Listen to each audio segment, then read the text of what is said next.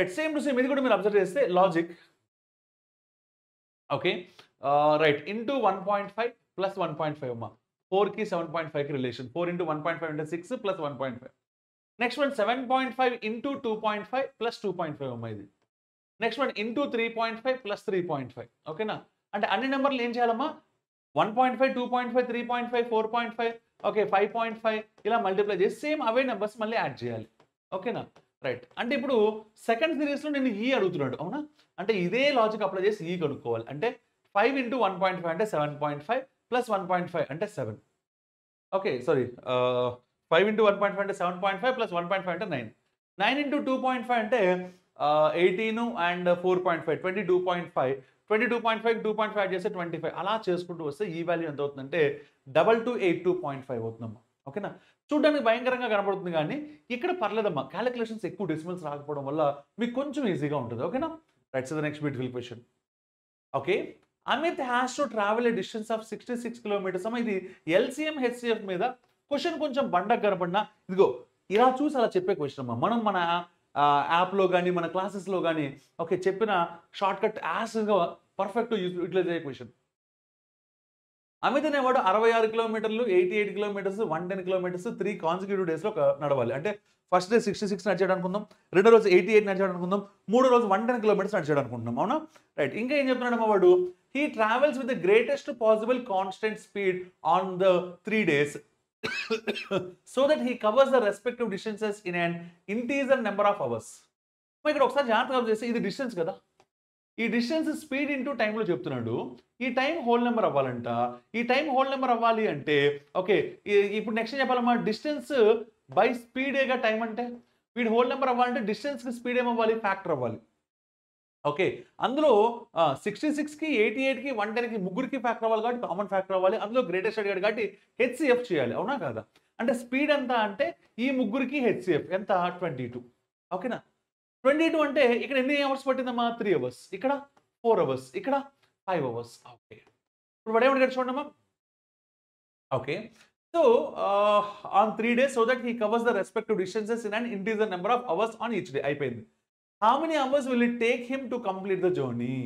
ఎన్ని గంటలు పడుతుంది అంటే సార్ ఇక్కడ 3 అవర్స్, ఇక్కడ 4 అవర్స్, ఇక్కడ 5 అవర్స్, అంటే మొత్తం కలిపితే 12 అవర్స్ టైం పడుతుంది. అంటే ఎన్నో option? Second option is the answer. ఈ సింపుల్ క్వశ్చన్ కదా. Right, so the next beautiful one. PKQ అంటే పీ ప్లస్ క్యూ అంటమ్మా అండ్ సో ఆన్. ఓకే, ఇదేంటి మనం సింపుల్గా చెప్పాలంటే కోడింగ్ డీకోడింగ్లో అనుకోవచ్చు లేదా కామన్ సెన్స్ క్వశ్చన్స్ అమ్మా.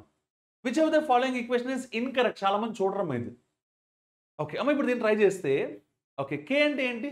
ప్లస్ ఇక్కడ రాసుకుంటున్నా. ఎల్ అంటే ఏంటమ్మా? మైనస్ ఇక్కడ రాసుకుంటున్నా. ఎం అంటే ఏంటి? ఇంటూ. ఎన్ అంటే ఏంటి? Divide by. First divide by చేయాలి కాబట్టి 6/2 అంటే 3. నెక్స్ట్ మల్టిప్లై చేయాలి కాబట్టి 4 3s are 12. ఓకే, ఈ వాల్యూ మొత్తం చేస్తే 12. ఇక మిగిలిన ఏంటమ్మా? 5 + 3. Okay, 5 + 3 minus 12. ఓకే, 5 + 3 అంటే 8 - 12 అంటే -4. కరెక్ట్. నాకు కావాల్సింది ఇన్కరెక్ట్, అంటే ఇది ఆన్సర్ కాదు, కొట్టేసా.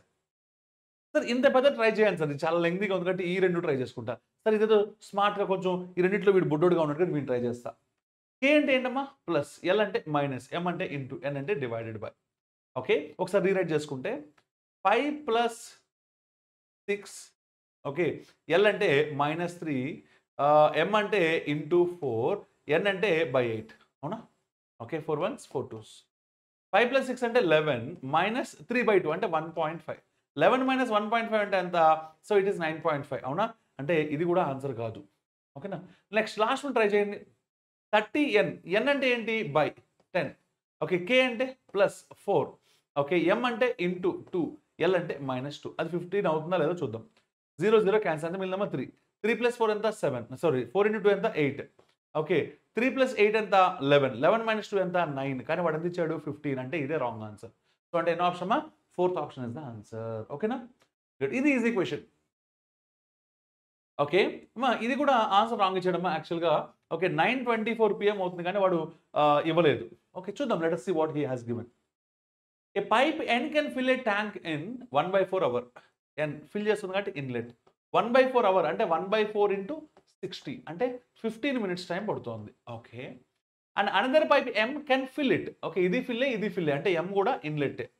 ఎంతసేపు అమ్మా 1/6 అవర్ అంటే 1/6 ఇంటూ 60 అంటే 10 minutes. Okay, both the pipes are open to fill the empty tank.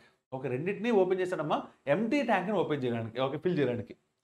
But after 1/15 hour a leak developed. మా 1/15 అవర్ అంటే 1/15 ఇంటూ 60 అంటే 4 మినిట్స్ తర్వాత లీక్ డెవలప్ అయిందంటమ్మా.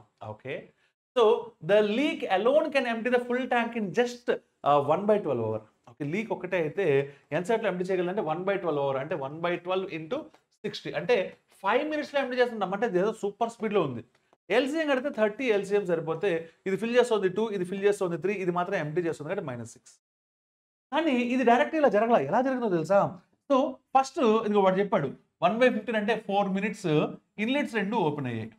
ఓకే, ఆ తర్వాత లీక్ కూడా డెవలప్ అయింది. అంటే వీళ్ళిద్దరికి లీక్ కూడా ఓపెన్ అయింది. అవునా?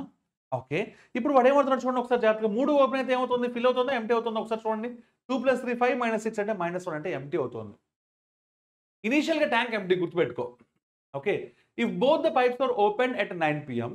Okay, so then at what time will the tank be emptied? 3 ఉంటే ఎంప్టీ అయిపోతుంది కదా, ఎంతసేపట్లో ఎంప్టీ అవుతుంది. సార్ అసలు మామూలుగా ఆలోచిస్తే ఇనీషియల్గా ఎంప్టీ ట్యాంక్స్. ఓకే, ఇదిగో ఇది ఎంప్టీ ట్యాంక్. ఓకే, దీంట్లో 4 మినిట్స్ ఎంఓఎన్ పనిచేశారు. అంటే నిమిషానికి 2 + 3 5 యూనిట్స్ చొప్పున 5 4 20 యూనిట్స్ ఫిల్ చేశారు. అవునా? ఓకే, ఇప్పుడు ముగ్గురు కలిసి పనిచేస్తున్నారు కాబట్టి ఎంప్టీ అవ్వడం మొదలెట్టింది. ఓకే, సో ఇప్పుడు నాకు 20 యూనిట్స్లో వచ్చేసాయిగా. ఈ వాటర్ని ఎంప్టీ చేయాలి ఎందుకంటే ఫుల్ ట్యాంక్ కాదుగా. ఓకే, 20 యూనిట్స్ని పర్ మినిట్ 1 యూనిట్ చొప్పున 20 మినిట్స్ టైం పడుతుంది. అవునా కాదా?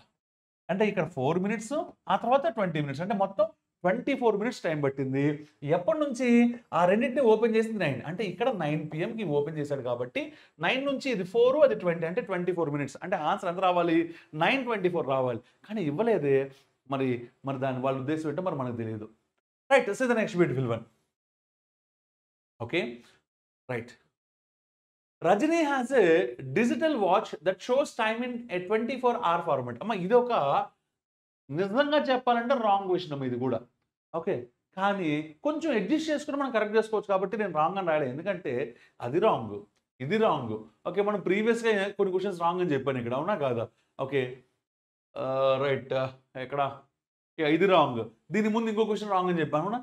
ఇలా ఇన్ని రాంగ్ క్వశ్చన్లు ఇస్తే మరి పేపర్ నేను చెప్పాలా లేకపోతే ఈ పేపర్ రాంగ్ పొండే అని చెప్తే బాగోదనే ఉద్దేశంతో నేను ఇది రాంగ్ అని రాయలేదమ్మా. లేదంటే ఇది కూడా wrong.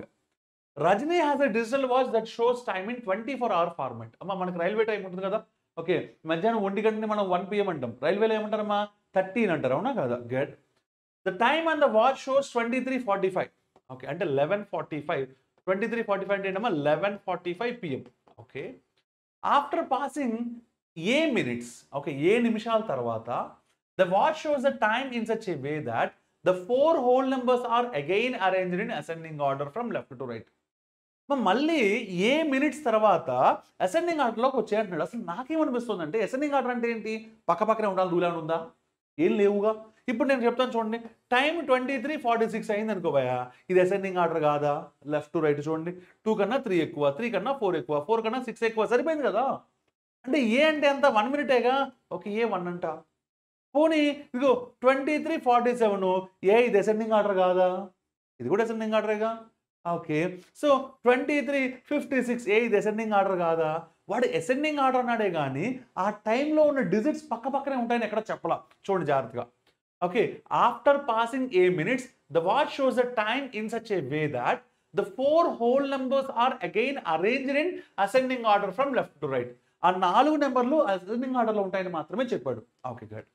Then what will be the value of A into A అని అడిగాడు. ఇప్పుడు నేను ఏ 1 తీసుకుంటే ఏ ఇంటూ ఏ అంటే 1 × 1 1. అరే దరిదాపులో కూడా లేదురా భయ్.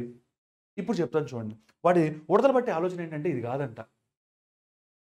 ఓకే, ఇక్కడ చూడండి 2 3 4 5 అన్ని పక్క పక్కనే ఉన్నాయి కదా, అలా ఉండాలి అనేది వాడి ఫీలింగ్. అది నాకు ఎక్కడ వాడు చెప్పలా. సార్ 11 PM తర్వాత నాకు వచ్చేది 0 0. అవునా కాదా? 0 0 అంటే పక్క పక్కన రాకూడదు, ఎందుకంటే మన మిడ్ నైట్ని ఇది స్టార్ట్ అవుద్ది. 0 0 0 1. అవునా కదా? మన రైల్వే టైమింగ్ ప్రకారం ఇదేనా కాదా? సార్ పక్క పక్కన ఉండాలి కదా. 2 తర్వాత 3 అంటే +1 జరిగింది కదా. అలా జరగాలంటే 0కి +1 జరగాలి కాబట్టి ఇది కుదరదు. అంటే 0కి +1 జరగాలి కాబట్టి 1, 1కి +1 జరగాలి కాబట్టి 2, 2కి +1 జరగాలి కాబట్టి 3. ఓకే, అంటే మళ్ళీ వాడి ఉద్దేశం ప్రకారం ఇక్కడ నుంచి ఇక్కడికి ఏ మినిట్స్ టైం పట్టినట్టు లెక్క. ఓకేనా? అప్పుడు నేనేం ఆలోచించాలి అంటే 11:45 నుంచి 12 అవ్వాలి. 12 నుంచి 1 అవ్వాలి. 1 నుంచి 1:23 అవ్వాలి. 11:45 నుంచి 12 అవ్వాలంటే 15 మినిట్స్. 12 నుంచి 1 అవ్వాలంటే 60 మినిట్స్. 1 నుంచి 1:23 అవ్వాలంటే 23 మినిట్స్. అంటే టోటల్ ఎంత టైం పట్టింది తెలుసా? 15 + 60 75 + 23 అంటే 98 మినిట్స్ టైం పట్టింది. దీన్ని వాడు ఏ అన్నాడు.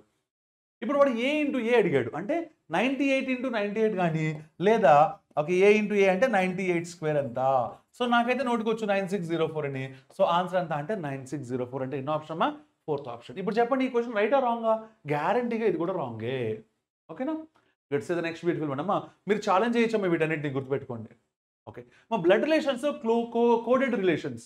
నేను మీకు క్లాసులు చెప్పేటప్పుడు మన యాప్లో చెప్పేటప్పుడు కూడా చెప్పానమ్మా. ఓకే. మనకి అమర్నాథ్ సార్ క్లాసెస్ యాప్ చూసారు కదా. ఓకే.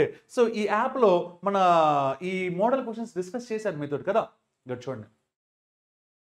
ఈ star F means is the son of F and so on పక్కన పెట్టేయండి. Which of the following pair of people represents the first cousins. మరి నేను మీకు మామూలుగా ఈ మధ్యకాలంలో కజిన్స్ మాత్రమే అడుగుతున్నాడు కానీ ఫస్ట్ కజిన్స్ అంటే ఏంటి, సెకండ్ కజిన్స్ అంటే ఏంటి, థర్డ్ కజిన్స్ అంటే ఏంటి అనేది నేను మీకు చాలా డీటెయిల్గా చెప్పాను. అవునా కాదా? రైట్. ఇప్పుడు వాడు ఏమంటున్నాడమ్మా? సో ఫస్ట్ కజిన్స్ అన్నాడు. కజిన్స్ అన్నా ఫస్ట్ కజిన్స్ అన్నా ఒకటి. పేరెంట్స్ సిబ్లింగ్స్ అయితే వాళ్ళ చిల్డ్రన్ కజిన్స్ లేదా ఫస్ట్ కజిన్స్. ఓకేనా? ఇక్కడ ఏమన్నాడమ్మా? యా దాయాదులు ఫస్ట్ కజిన్స్ అవుతారు అడుగుతున్నాడు. ఓకేనా? రైట్. ఇప్పుడు చూడండి జాగ్రత్తగా. So first cousins with regard to the relation given in the expressions. ఈ ఎక్స్ప్రెషన్ ప్రకారం if it is provided that H is the sister of P. అది ఇందులో ఇవ్వలేదంటమ్మా. H is the sister of P మీరు ఎక్స్ట్రాగా తీసుకోవాలి. ఓకే. రైట్ అమ్మా. Q greater than R. Greater than అంటే ఏంటి? First one is the daughter. Okay. అంటే క్యూ ఈజ్ ద డాటర్. ఎవరికి? ఆర్కి. మరి ఆర్ జెండర్ ఏంటి తెలియదు. R less than P. Less than అంటే ఏంటి? First one is the wife. అంటే ఆర్ ఇస్ ద వైఫ్. ఎవరికి? సెకండ్ వన్ అంటే పీకి. అంటే పి ఎవడు? మొగుడు. ఓకే. అవును ఇక్కడ రాశారు కదా. H is the sister of P. అంటే పీకి సిస్టర్ హెచ్. ఓకే. ఇక్కడ రాసేసుకున్నా. అకామిడేట్ చేసేసా. ఇప్పుడు పి ప్లస్ ఎస్. ప్లస్ అంటే ఏంటి? ప్లస్. ప్లస్ అంటే first one is the father. P is the father. ఎవరికి? ఎస్కి. అంటే వీళ్ళిద్దరు సిబ్లింగ్స్. అవునా? Okay good. So next one M star H. Okay. Star అంటే ఏంటి? First one is the son. అంటే M is the son. Okay. ఎవరికి? హెచ్కి. Okay. Next H less than J. Less than అంటే first one is the wife. H is the wife. ఎవరికి? Okay ఐకి. Okay.